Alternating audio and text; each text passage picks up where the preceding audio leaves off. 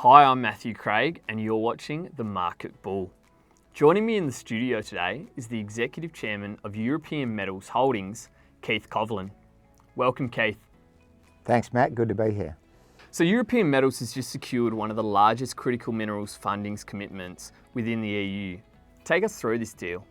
Sure. So this is a grant, a pure grant that we have been working on since earlier this year. So it's designed to help enable transition to production for the Cinovec project. It's a very large amount of money, obviously, and that's important for two reasons. Firstly, simply the quantum of the funds. So the grant specifics are that they will grant up to 35% of the approved expenditure. So that's how we got to this number. So it's a big raw number, it's a big percentage of the approved expenditure. But I think even more important than that, Matt, is the demonstration of the commitment that this sort of a grant represents, and that's a commitment to the overall EU tenet of securing critical raw materials in the region where possible, but more specifically from our point of view, a commitment to helping the Cinovec project come into production. What makes the Cinovec Lithium Project so vital to Europe's supply chain? Well, it's very big for starters, which is important. Size goes to long-term security of supply. So it's by far the largest conventional hard rock lithium resource in the European Union. We also just recently had Rio Tinto put their project in Europe, in Serbia, on care and maintenance for the time being. So clearly that takes potentially a large portion of supply, European supply, out of the equation. Serbia is not part of the EU, so it was different anyway, but that just re-emphasises the importance of Cinovec because of the size. But also it is a historic mine. You know, we are re-entering a historic underground tin mine. It means from an ESG point of view, from a disruption point of view, the impact on the community, the impact on the environment is minimalised by the fact that we're re-entering a historic mine. Just how is the company progressing at Cinovec? We're progressing well. We'll lodge our definitive feasibility study at some stage this month, in December.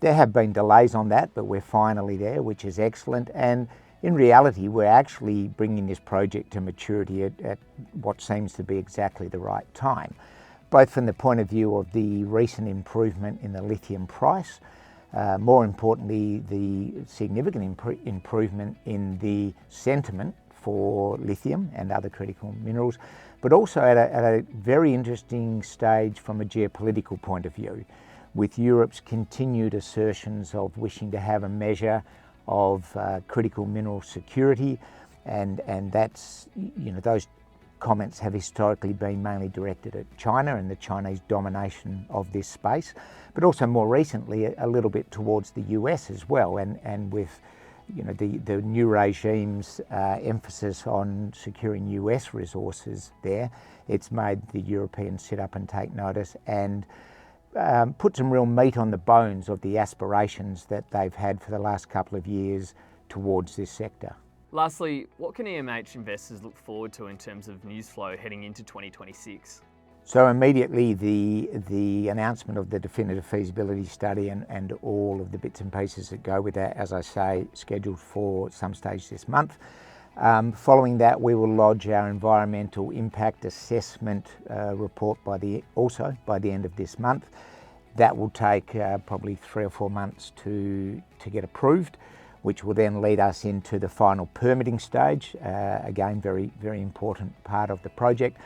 But as we've seen with the EU and with recent news out of the EU on funding these sorts of programs, both of these two developments, the significant grant and the publication of the definitive feasibility study, means that we will increase the level of conversation we're having with the financiers in Europe, with the off-takers in Europe, and I think we'll also see some news flow on both of those fronts. Thanks for joining us on The Market Bull, Keith, and good luck with what's next.